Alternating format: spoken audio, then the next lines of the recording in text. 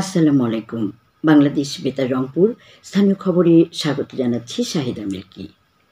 প্রধান উপদেষ্টা অধ্যাপক ডক্টর মোহাম্মদ ইউনূস বলেছেন, জুলাই জাতীয় সনদের সঠিকভাবে বাস্তবায়ন জাতিকে অতীতের বোঝা থেকে মুক্ত করবে এবং নতুন বাংলাদেশের পথ দেখাবে।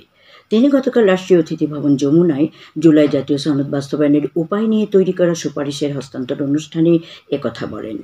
জাতীয় ঐকমত্য কমিশনের সহসভাপতি অধ্যাপক ডক্টর আলী রিয়াজের নেতৃত্বে কমিশনের সদস্যরা প্রধান উপদেষ্টার হাতে এই সুপারিশমালা তুলে দেন। প্রধান উপদেষ্টা জাতীয় ঐকমত্য কমিশনের সকল সদস্যকে ধন্যবাদ জানিয়ে বলেন, তাঁদের দীর্ঘ ও নিরলস পরিশ্রমের ফলেই দেশ এই ঐতিহাসিক দিনটির সাক্ষী হতে পেরেছে। পরে জাতীয় ঐকমত্য কমিশনের সহসভাপতি রাজধানীর ফরেন সার্ভিস একাডেমিতে প্রেস ব্রিফিং করেন। রংপুর জেলার তারাগঞ্জ উপজেলায় সামাজিক নিরাপত্তা কর্মসূচির আওতায় বয়স্ক ভাতা প্রাপ্তির হালনাগাদ তালিকা প্রণয়ন কার্যক্রমের উদ্বোধন করা হয়েছে।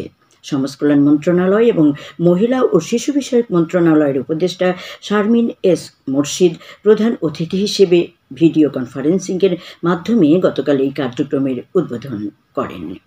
উপজেলা পরিষদ হলরুমে উপজেলা নির্বাহী অফিসার রুবেল রানার সভাপতিত্বে উপলক্ষে আয়োজিত অনুষ্ঠানে বিশেষ অতিথি ছিলেন সমাজসেবা অধিদপ্তর রংপুরের বিভাগীয় পরিচালক জিলুফা সুলতানা।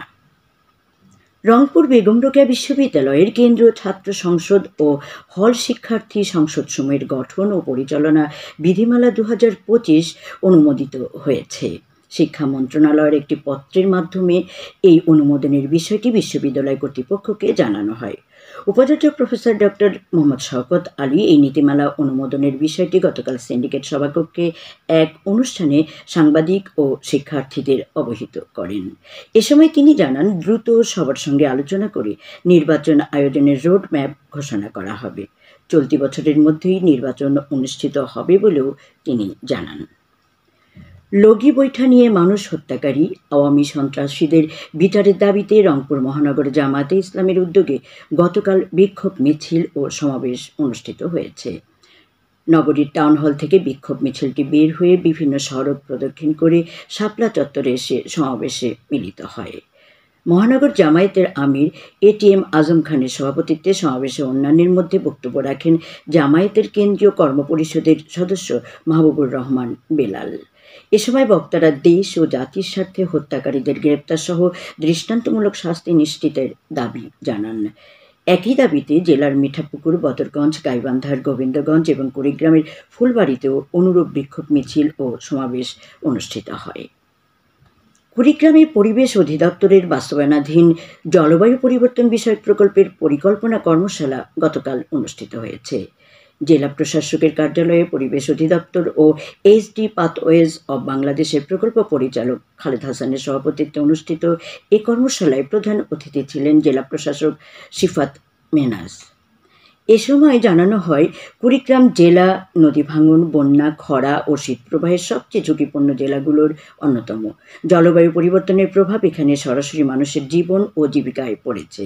এই প্রকল্পের মূল উদ্দেশ্য হল কুড়িগ্রাম জেলার চর, রাজীবপুর এবং সদর উপজেলায় জলবায়ু পরিবর্তনজনিত ঝুঁকি মোকাবেলায় নির্বাচিত সুফলভোগীদের বিকল্প জীবিকায়নে সহায়তা ও সংশ্লিষ্টদের দক্ষতা বৃদ্ধিমূলক প্রশিক্ষণ প্রদান করা।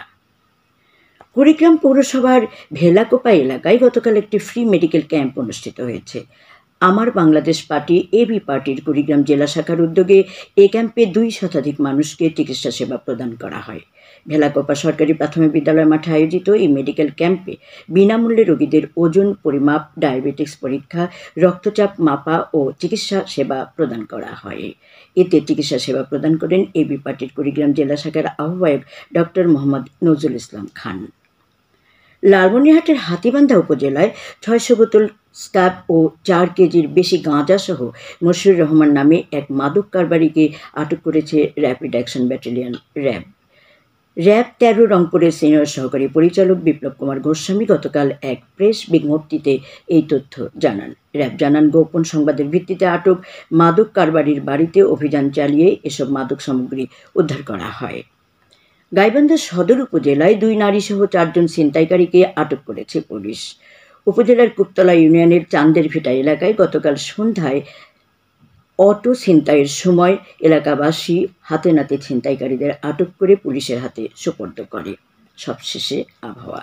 আজ সন্ধ্যে 6টা পর্যন্ত পূর্বাভাসে বলা হয়েছে দেশের অভ্যন্তরীণ নদীবন্দরগুলোর জন্য কোনো সতর্কবাণী নেই এবং কোনো সংকেতও দেখাতে হবে না। খবর শেষ হলো। আমাদের পরবর্তী স্থানীয় খবর প্রচারিত হবে বেলা 2টা 5 মিনিটে।